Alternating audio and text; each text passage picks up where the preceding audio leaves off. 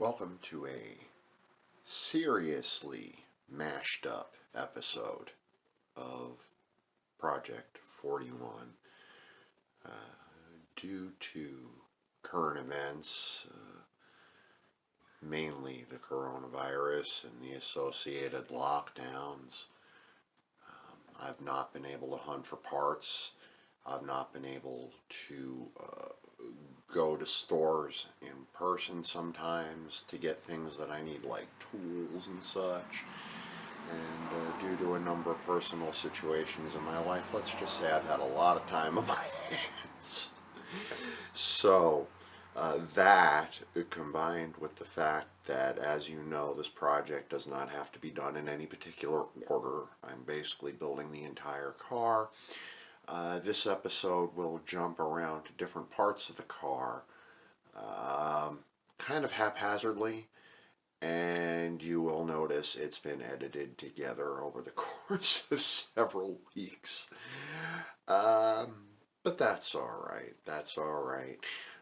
One of the things we have to learn as car people is to appreciate our projects in all of their states and to have fun with it. It's not always the destination, it's the ride, which is not just true when our cars are built, it's true of building them in the first place. So here we go. We're going to start with yanking out what's left of the front seat, moving on to the heater core, and doing some of the door and glass work. Okay, so the seats do come out from inside the car, which is proving to be interesting, but you know what, I don't really care. I'm not trying to save anything as far as original upholstery goes. But yeah, they come undone from inside the car, which I don't think they ever intended anyone to do. Yeah, yeah, here we go. Yeah, front and back in there. You can see I've been monkeying with impact sockets, non-impact sockets, jacking the seat up to get to shit. It's been fun. But I am determined to get her done. Yes, that's me. I am El Diablo. If anyone's interested, kind of hooked on these right now. CAO flatheads. Okay, yeah, the entire line was meant for guys like me who monkey in garages, but still, these are really good smokes, honestly. And no, they are not a sponsor, so YouTube can just stay off my butt for saying so. Okay, and so here we are. I got the seat out. The tracks did unbolt from inside the car. There's the heater fan, which sits under the front seat in this car. Well, stock. And yeah, it was a bigger job than I thought, but there you go.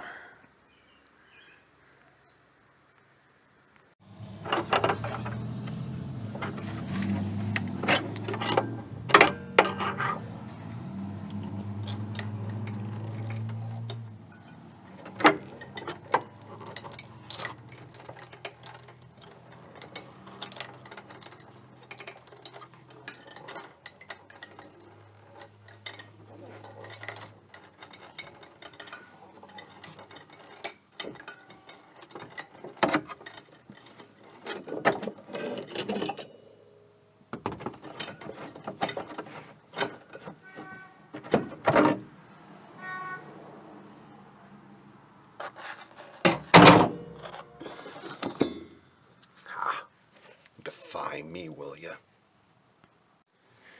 And so I used the same method to remove all 4 of the screws and proceeded to pull at what I thought was going to be the external cover,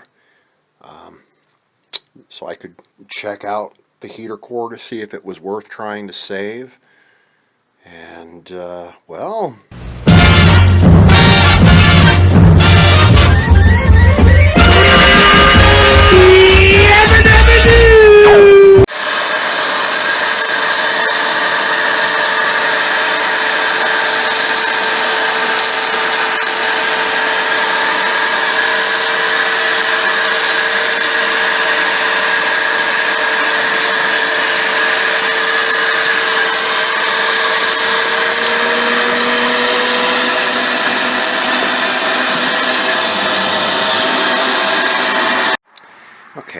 So, kind of shifting gears here.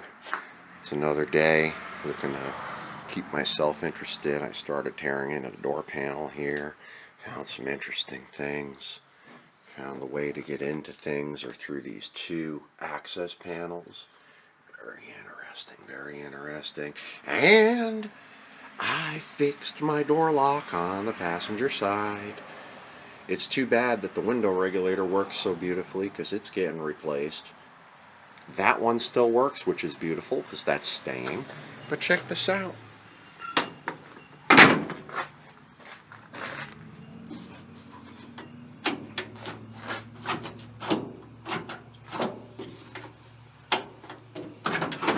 Yeah! I'm so happy I saved one of the stock mechanisms. Now all I have to do is adapt it for my power lock mechanism and then put a cylinder in here that's going to accept the new key when I have one made up for it. Okay, and now, much like on the passenger side,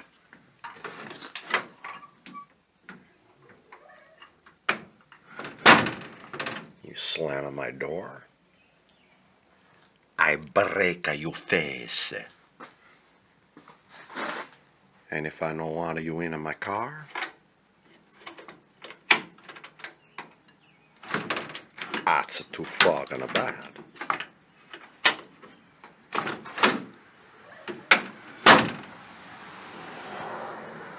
Okay, so here we are on the driver's side, and I finally got the mechanism freed up. And this one as well, beautifully. Better than it's ever been since I've owned the car. All thanks to Weird 40. Okay, and here we are on the passenger door on the inside. And again, with apologies for the haphazard editing, you can see I'm elbows deep into this door. I've already got the one power door lock mechanism basically dry fitted in with some test leads attached to it. And as you can see, I'm working on geometry right now, making it possible for both the actuator to lock and unlock the mechanism and still be able to do it by hand here. The problem here being, again, geometry.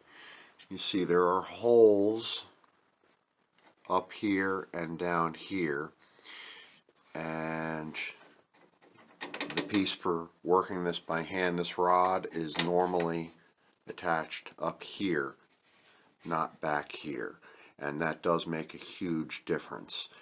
And the reason I went with the stock hole for the actuator was it was the only way to make it work properly.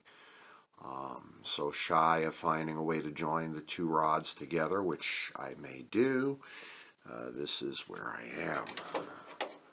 And as you can see, I can lock the door by hand very easily, but unlocking it requires pulling it in a specific direction, pulling it out and up. And I'm not going to be riding shotgun in my own car. This has to be usable to people. I can't have it set up like a shifter for an air-cooled Volkswagen. I have to be able to, it has to be able to work properly. Okay, so both of the access panels have been removed. And these ones, obviously, I'm going to take advantage of as speaker enclosures. And with everything else out of the way, you can see, here we go, right here, and right here. I take those 4 screws out, and then I can remove the window from the passenger door. Okay, so the glass is out, the window regulator is out, this door is coming along nicely, and I solved my issue. I would have had to have soldered these two together. The connecting block that comes with the kit is just too bulky, it would have been in the way. So as you can see, what I did to hold the geometry of the manual rod, I took a little piece of a wire coat hanger and I wrapped it around that mounting screw over there. And so now, door is open, door is locked.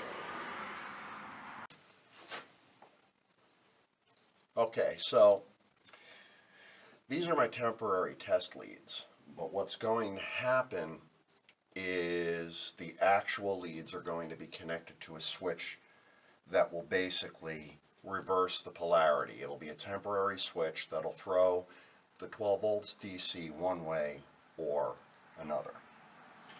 And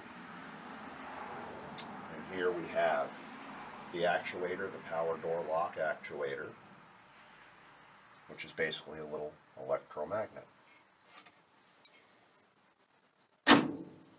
Okay, you can see the door just unlocked itself. And now, by switching the polarity from plus to minus and minus to plus, the door should lock.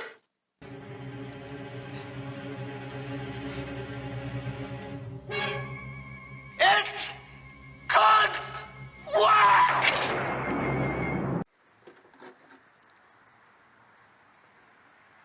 And it is now locked. Okay, and so here is where we stand at the end of this episode. The cabin is coming along nicely as far as cleaning out is concerned. I've gotten most of the glass out, one of the window regulators. I've gotten one of the power door lock actuators installed. Got rid of the heater core, got rid of all the old upholstery.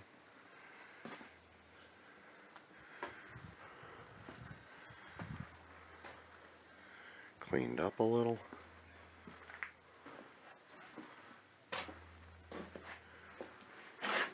And here she is, as she sits so far.